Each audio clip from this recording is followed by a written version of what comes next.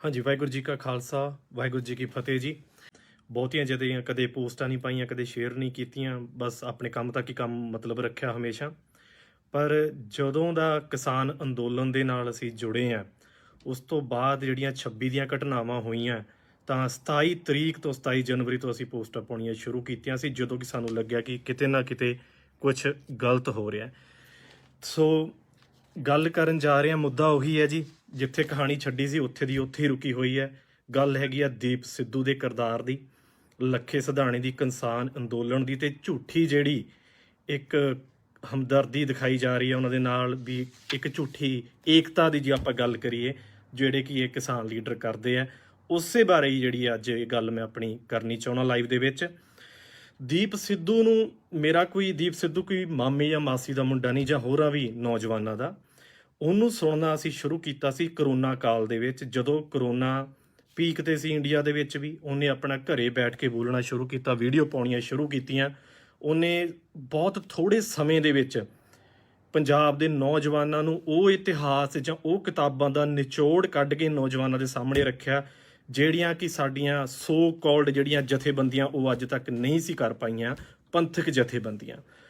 ਉਸ ਟਾਈਮ ਦੇ ਵਿੱਚ ਉਦੋਂ ਕਿਸਾਨ ਅੰਦੋਲਨ ਦਾ ਕੋਈ ਨਾਮ ਲੈਣਾ ਦੇਣਾ ਵੀ ਨਹੀਂ ਸੀ, ਜਦੋਂ ਦੀਪ ਸਿੱਧੂ ਨੇ ਬੋਲਣਾ ਸ਼ੁਰੂ ਕੀਤਾ ਸੀ ਕਰੋਨਾ ਕਾਲ ਦੇ ਟਾਈਮ ਦੇ ਵਿੱਚ। ਅਸੀਂ ਮੇਰੀ ਵਾਲ ਦੇ ਉੱਤੇ ਅਜੇ ਵੀ ਉਹਦੇ ਵੀਡੀਓ ਸ਼ੇਅਰ ਕੀਤੀਆਂ ਹੋਈਆਂ ਨੇ, ਜੋ ਕਿ ਉਹਨੇ ਬੋਲਿਆ।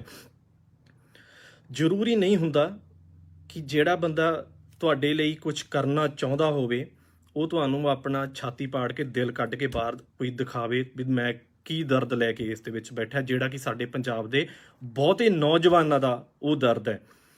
ਤੇ ਬਹੁਤੇ ਸਾਡੇ ਜਿਹੜੇ ਆਗੂ ਹੁਣ ਤੱਕ ਰਹੇ ਆ, ਉਹ ਚੀਜ਼ ਉਹਨਾਂ ਕੋਲੇ ਉਹ ਸ਼ਬਦ ਨਹੀਂ ਸੀ, ਉਹਨਾਂ ਕੋਲੇ ਉਹ ਉਸ ਤਰ੍ਹਾਂ ਦਾ ਗਿਆਨ ਨਹੀਂ ਸੀ ਕਿ ਉਹ ਨੌਜਵਾਨੀ ਨੂੰ ਜੋੜ ਸਕਣ। 40 ਸਾਲ ਹੋ ਚੁੱਕੇ ਆ, ਬਹੁਤ ਜਥੇਬੰਦੀਆਂ ਦੇ ਬਹੁਤ ਆਗੂ ਆਏ, ਟਾਈਮ ਤੇ ਉਹ ਪਿੱਛੇ ਹਟਦੇ ਰਹੇ ਆਪਣੇ ਮਨੋਰਥਾਂ ਨੂੰ ਲੈ ਕੇ, ਚਾਹੇ ਉਹ ਪੰਥਕ ਆਗੂ ਹੋਣ ਜਾਂ ਹੋਰ ਜਥੇਬੰਦੀਆਂ ਦੇ ਆਗੂ ਹੋਣ। ਪੰਜਾਬ ਦਾ ਦਰਦ ਇਹੀ ਰਿਹਾ। ਦੀਪ ਸਿੱਧੂ ਨੇ ਬਹੁਤ ਥੋੜੇ ਸਮੇਂ ਦੇ ਵਿੱਚ ਜਿਹੜੀਆਂ ਕਿ ਇੱਕ ਮੇਨ ਜਿਹੜੇ ਸਾਡੇ ਪੰਜਾਬ ਦੇ ਮੁੱਦੇ ਆ ਉਹ ਨੌਜਵਾਨਾਂ ਦੇ ਸਾਹਮਣੇ ਰੱਖੇ। ਉਹ ਇੱਕ ਪਬਲਿਕ ਫਿਗਰ ਸੀ, ਨੌਜਵਾਨਾਂ ਨੂੰ ਉਹ ਪਸੰਦ ਆਇਆ ਤੇ ਨੌਜਵਾਨਾਂ ਨੇ ਉਹਨੂੰ ਫੋਲੋ ਕੀਤਾ, ਤੇ ਨੌਜਵਾਨ ਉਹਦੇ ਨਾਲ ਬਹੁਤ ਤੇਜ਼ੀ ਦੇ ਨਾਲ ਜੁੜਦੇ ਗਏ। ਜਿਵੇਂ ਜਿਵੇਂ ਦੀਪ ਸਿੱਧੂ ਦਾ ਕੱਦ ਨੌਜਵਾਨਾਂ ਦੇ ਵਿੱਚ ਵੱਡਾ ਹੁੰਦਾ ਗਿਆ, ਸਮੇਂ ਤੇ ਕਲਾਕਾਰ, ਕੁਝ ਵਕੀਲ, ਬੀਬੀ ਵੀ ਇੱਕ ਉਹਦੇ ਨਾਲ ਜੁੜੀ, ਬਹੁਤ ਲੋਕ ਉਹਦੇ ਨਾਲ ਜੁੜਦੇ ਗਏ। ਪਰ ਟਾਈਮ ਤੇ ਉਹ ਲੋਕ ਪਿੱਛੇ ਹਟੇ ਨਹੀਂ। ਉਹ ਦੀਪ ਸਿੱਧੂ ਨੇ ਉਹਨਾਂ ਤੋਂ ਆਪ ਹੀ ਕਿਨਾਰਾ ਕਰ ਲਿਆ, ਕਿਉਂਕਿ ਉਸ ਦਾ ਮਨੋਰਥ, ਉਸ ਦਾ ਟੀਚਾ ਕੁਝ ਵੱਖਰਾ ਸੀ। ਉਹੀ ਲੋਕਾਂ ਨੇ ਬਾਅਦ ਵਿੱਚ ਉਹਨੂੰ ਭੰਡਣਾ ਸ਼ੁਰੂ ਕਰ ਦਿੱਤਾ, ਚਾਹੇ ਉਹ ਕਲਾਕਾਰ ਹੋਣ, ਜਿਹਨੂੰ ਤੁਸੀਂ ਸਾਰੇ ਅੱਜ ਕੱਲ੍ਹ ਦੁੱਕੀ ਦਾ ਕਲਾਕਾਰ ਵੀ ਕਹਿੰਦੇ ਹੋ, ਜਾਂ ਜਿਹੜੀ ਉਹ ਬੀਬੀ ਜਿਹਨੇ ਕਾਫੀ ਆਪਣੀ ਪ੍ਰਚਾਰਿਆ ਆਪਣੀ ਵੀਡੀਓ ਦੇ ਵਿੱਚ ਕਿ ਮੈਂ ਆਪਣੀ ਲਗਜ਼ਰੀ ਜ਼ਿੰਦਗੀ ਛੱਡ ਕੇ ਕਿਸਾਨ ਅੰਦੋਲਨ ਦੇ ਲੇਖੇ ਲਾਈ ਹੈ, ਉਸ ਬੀਬੀ ਦੀ ਵੀ ਜੇ ਮੈਂ ਗੱਲ ਕਰਾਂ, ਬਹੁਤ ਲੋਕ ਨੇ, ਬਹੁਤ ਟਾਈਮ ਤੇ ਕਲਾਕਾਰ ਉਸ ਦੇ ਨਾਲ ਸ਼ੰਭੂ ਮੋਰਚੇ 'ਚ ਵੀ ਆਏ। ਕੁਝ ਲੋਕ ਸੀ ਜਿਹੜੇ ਆਪਣੇ ਇੱਕ ਮਨੋਰਥ ਨੂੰ, ਇੱਕ ਵੱਖਰੀ ਸੋਚ ਨੂੰ ਲੈ ਕੇ ਆਏ ਵੀ ਅਸੀਂ ਦੀਪ ਸਿੱਧੂ ਦੇ ਸਹਾਰੇ ਨਾਲ ਸ਼ਾਇਦ ਕੋਈ ਪਾਰਟੀ ਕੱਢ ਲਈਏ ਜਾਂ ਉੱਥੋਂ ਕੋਈ ਹੋਰ ਸਿਆਸੀ ਲਾਹਾ ਲੈ ਸਕੀਏ। ਉਹ ਆਏ, ਟਾਈਮ ਤੇ ਉਹ ਪਿੱਛੇ ਹਟਦੇ ਰਹੇ, ਤੇ ਅੰਤ ਦੇ ਵਿੱਚ ਆ ਕੇ ਉਹਨਾਂ ਨੇ ਉਹਨੂੰ ਭੰਡਣਾ ਸ਼ੁਰੂ ਕਰ ਦਿੱਤਾ।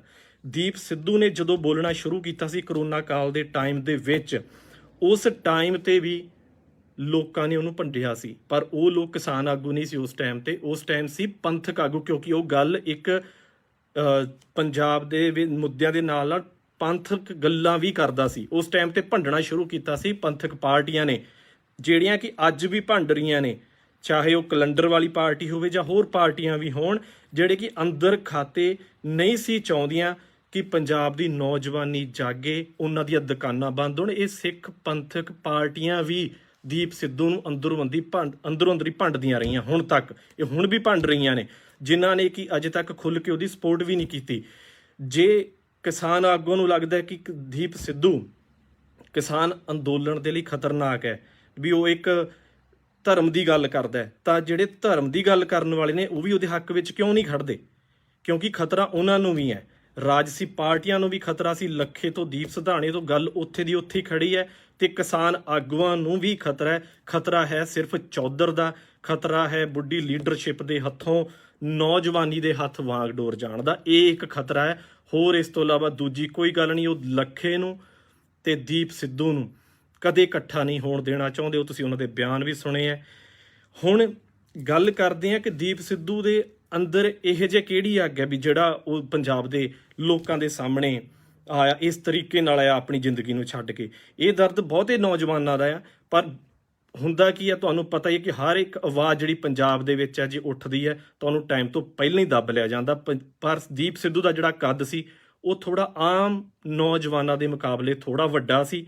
ਉਹਨੂੰ ਪੰਜਾਬ ਸਟੇਟ ਹੱਥ ਨਾ ਨਹੀਂ ਪਾ ਸਕੀ ਕਿਉਂਕਿ ਉਹਦਾ ਕਿਰਦਾਰ ਹੀ ਇੰਨਾ ਸਾਫ ਸੁਥਰਾ ਸੀ, ਕੋਈ ਕੇਸ ਨਹੀਂ ਸੀ ਉਹਦੇ ਸਿਰ ਤੇ, ਕੋਈ ਵਾਇਓਲੇਸ਼ਨ ਉਹਨੇ ਨਹੀਂ ਸੀ ਕਦੇ ਕੋਈ ਕੀਤੀ ਹੋਈ, ਜਿਸ ਕਰਕੇ ਉਹ ਕਾਫੀ ਅੱਗੇ ਤੱਕ ਵੱਧਦਾ ਰਿਹਾ। ਉਹਨਾਂ ਕੋਲ ਕੋਈ ਰੀਜ਼ਨ ਨਹੀਂ ਸੀ ਉਹਨੂੰ ਰੋਕਣ ਦੇ ਲਈ।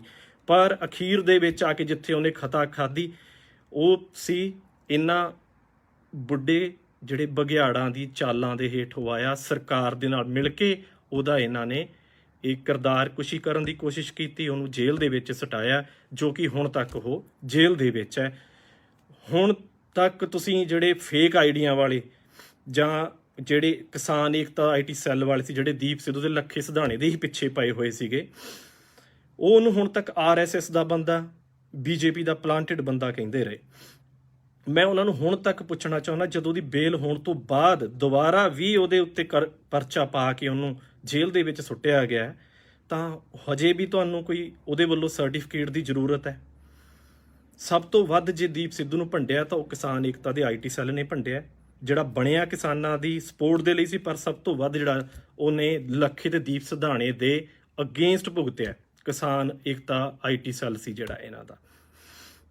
ਦੂਜੀ ਗੱਲ ਕਰਦੇ ਆ, ਇਹਨਾਂ ਨੇ ਫਿਰ ਪੇਸ਼ ਕਰ ਦਿੱਤੀ ਅੱਗੇ ਲਿਆ ਕੇ ਰੰਗੀਨ ਬੀਬੀ ਸੋਨੀਆ ਮਾਨ, ਜਿਹੜੇ ਕਿ 26 ਤੋਂ ਬਾਅਦ ਉਹਨੇ ਇੰਨਾ ਜ਼ਹਿਰ ਉਗਲਿਆ, ਇੱਕ ਵਕੀਲ ਬੀਬੀ ਨੇ, ਇੱਕ ਉਹ ਦੁੱਕੀ ਦਾ ਕਲਾਕਾਰ, ਦਿਨ ਚਾਰ ਜਿਹੜੇ ਰਲੇ ਸੀ, ਬਹੁਤ ਜ਼ਹਿਰ ਉਗਲਿਆ ਉਹਨਾਂ ਨੇ ਦੀਪ ਸਿੱਧੂ ਦੇ ਖਿਲਾਫ। ਇਹਨੇ ਕਿਸਾਨ ਅੰਦੋਲਨ ਇਸ ਤਰ੍ਹਾਂ ਕਰ ਦਿੱਤਾ, ਇਹਨੇ ਕਿਸਾਨ ਅੰਦੋਲਨ ਇਸ ਤਰ੍ਹਾਂ ਕਰਤਾ। ਦੀਪ ਸਿੱਧੂ ਨੂੰ ਕਿਸਾਨ ਅੰਦੋਲਨ ਤੋਂ ਬਾਹਰ ਹੋਏ 3 ਮਹੀਨੇ ਦੇ ਤਕਰੀਬਨ ਹੋ ਚੱਲੇ ਆ, ਲੱਖੇ ਸਿਧਾਣੇ ਨੂੰ ਵੀ। ਉਸ ਤੋਂ ਬਾਅਦ ਦੀਆਂ ਤੁਹਾਡੀਆਂ ਕੀ ਪ੍ਰਾਪਤੀਆਂ? ਤੁਸੀਂ ਬਹੁਤ ਲਾਈਵ ਹੋਏ, ਤੁਸੀਂ ਬਹੁਤ ਰੈਲੀਆਂ ਕਰ ਲਈਆਂ, ਪ੍ਰਾਪਤੀ ਕੀ ਹੈ? ਤੁਹਾਡੇ ਨਾਲ ਮੰਤਰੀ ਨੇ ਕਿਸੇ ਨੇ ਮੀਟਿੰਗ ਦੇ ਲਈ ਤੁਹਾਨੂੰ ਬੁਲਾਇਆ?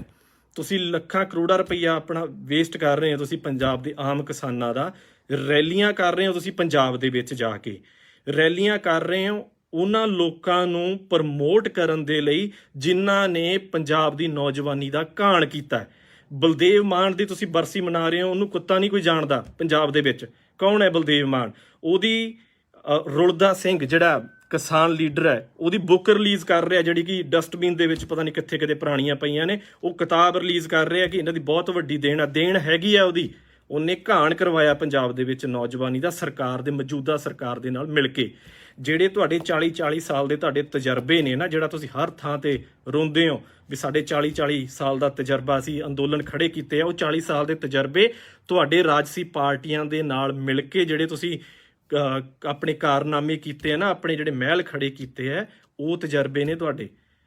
ਤਜਰਬਾ ਤੁਹਾਡਾ ਇਹ ਨਹੀਂ ਸੀ ਵੀ ਆਪ ਮੁਹਾਰੀ ਨੌਜਵਾਨੀ ਦਿੱਲੀ ਦੇ ਬਰੂਹਾਂ ਤੱਕ ਤੁਹਾਨੂੰ ਲੈ ਕੇ ਚਲੇਗੀ, ਤੁਸੀਂ ਉਹਨੂੰ ਕੰਟਰੋਲ ਕਰ ਸਕੋ ਏਡੇ ਵੱਡੇ ਇਕੱਠ ਨੂੰ। ਇਹ ਤੁਹਾਡੀ ਔਕਾਤ ਨਹੀਂ ਸੀ। ਤੁਸੀਂ ਉਹੀ ਚਾਹੁੰਦੇ ਹੋ, ਤੁਸੀਂ ਦਿੱਲੀ ਤੋਂ ਮੋਰਚਾ ਹਟਾ ਕੇ SDM ਤੇ DC ਦੇ ਦਫ਼ਤਰਾਂ ਮੂਹਰੇ ਹੀ ਸੀਮਤ ਇਹਨੂੰ ਰੱਖਣਾ ਚਾਹੁੰਦੇ। ਇਹੀ ਤੁਹਾਡੀ ਔਕਾਤ ਹੈ। ਤੁਹਾਡੇ ਕੋਲ ਇਕੱਠ ਨਹੀਂ ਸੰਭਾਲੇ ਜਾਂਦੇ।